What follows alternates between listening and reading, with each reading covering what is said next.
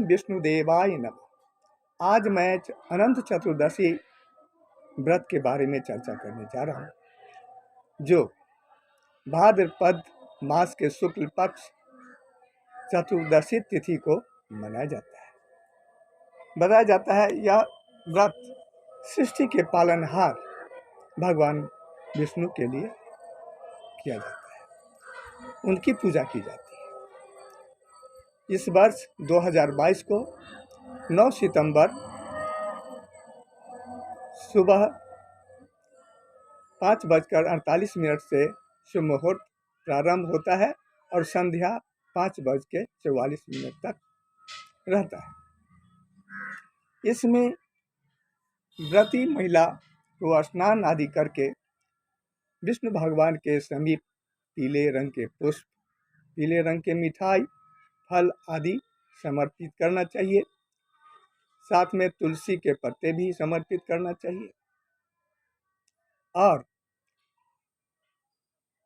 14 गांठ वाले अनंत सूत्र को भी समर्पित करना चाहिए और ओम अनंताय नमः का उच्चारण करना चाहिए।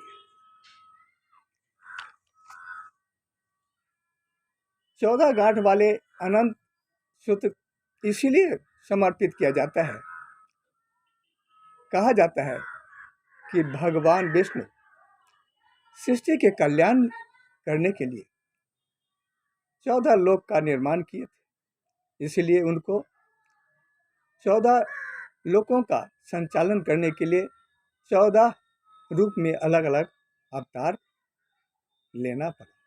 इसीलिए अनंत सूत्र में 14 गांठ लगा करके उनको समर्पित किया जाता है और पूजा समाप्ति के बाद में पुरुष दाहिने हाथ में बांधते हैं और महिला बाएं हाथ। इस व्रत के साथ एक कहानी भी जुड़ा हुआ है। कहा जाता है कि प्राचीन काल में एक सुमंत नाम का तपस्वी ब्राह्मण था। उसकी पत्नी का नाम दीक्षा था। उसकी पुत्री का नाम सुशीला बहुत ही संस्कारी लड़की थी। धर्म में वह बहुत विश्वास रखती थी। सुशीला जब बड़ी हुई तो उसकी माता दीक्षा का देहांत हो गया। दीक्षा के देहांत होने के बाद में सुमंत की दूसरी शादी करकसा नाम की औरत से हो गई। सुशीला जब बड़ी हुई तो उसकी शादी कौंडिल्य ऋषि के साथ कर दिया गया। सुशीला की विदाई के समय जब दहेज आदि के बारे में बातचीत हुई तो सुशीला की सौतेली माँ करकसा ईंट पत्थर बांध करके उसे दे दिया। इस पर कौंडिल्य ऋषि दुखी होकर के अपनी पत्नी सुशीला को लेकर अपने घर की ओर चल दिए। जाते जाते जब रात हो गई तो वहां पर एक नदी के किनारे रुक गए और संध्या का जो नित्य वो क्रियाकर्म करते थे वे करने में लग गए। उसी के दौरान उनकी पत्नी सुशीला ने दूसरी कुछ महिला को सुंदर सुंदर वस्त्र पहने हुए और पूजा अर्चना करते हुए उसने देखी। उसके समीप जाकर के सुशीला उस व्रत के बारे में पूछने लगी, इसका क्या महत्व है।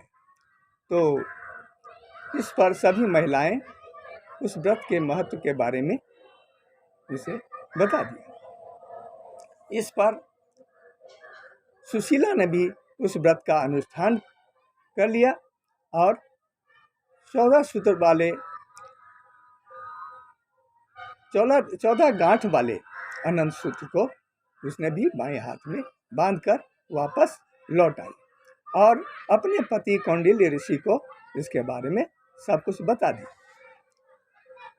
कौंडिल्य ऋषि उस पर विश्वास न करके उसने अपने मन में सोचा कि जरूर यह कोई जादू टोना वाला ये सूत्र बांध करके आई है। उसने उस सूत्र को, अनंत सूत्र को ले करके आग में जला दी। इस पर विष्णु भगवान नाराज होकर के उसे श्राप दे दिए, जिसके कारण कौंडिल्य ऋषि के सब धन संपत्ति का नाश हो गया। कौंडिल्य ऋषि बहुत दुख भोगने लगे। कुछ समय बीतने के उपरांत उसने अपनी पत्नी सुशीला से पूछा, जो किस कारण से हमको इतना कष्ट भोगना पड़ रहा है। तो उसकी पत्नी सुशीला ने उस अनंत सूत्र के बारे में बताई कि आपने जो उसको जला दिए, अग्नि में जला दिए, इसी के कारण आपको ऐसा हो रहा है।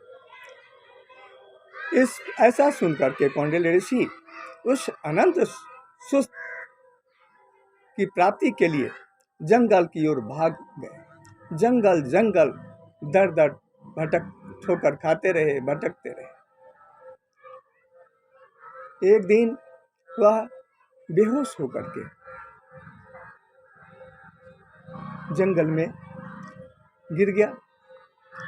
जंगल में गिरने के बाद में भगवान विष्णु, अनंत भगवान प्रकट हो गए और उन्होंने कौंडिल्य ऋषि से कहा, जो कौंडिल्य ऋषि, तुमने बहुत बड़ा अपराध किया था जिसके कारण तुमको इतना कष्ट, तुमने अब इसका प्रायश्चित किया है, इसलिए तुम श्रद्धापूर्वक इस व्रत को 14 वर्षों तक करो, तुम्हारे सारे कष्ट दूर हो जाएंगे। ऐसा सुनने के बाद कौंडिल्य ऋषि ने विधि पूर्वक वह व्रत करने लगा। इसके बाद उसे सुख शांति मिल गई।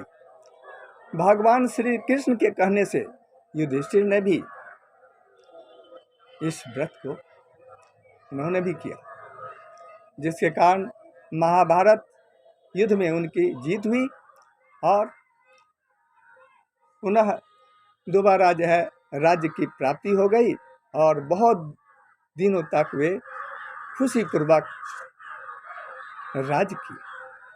दोस्तों, श्रद्धापूर्वक जो इस व्रत को करता है उसके सारे कष्ट दूर हो जाते हैं। तो क्यों ना हम लोग श्रद्धापूर्वक इस व्रत को करें ताकि सभी कष्ट दूर हो जाएं। कष्टों से बचने के लिए हमें सही राह पर चलना होगा, परमात्मा पर भरोसा करना पड़ेगा, एक दूसरे को मदद करना पड़ेगा, किसी को कष्ट नहीं देना है ऐसा मन में विचार लाना होगा, दूसरे का उपकार करना होगा, तभी हम सुख शांति से रह सकते हैं। धन्यवाद।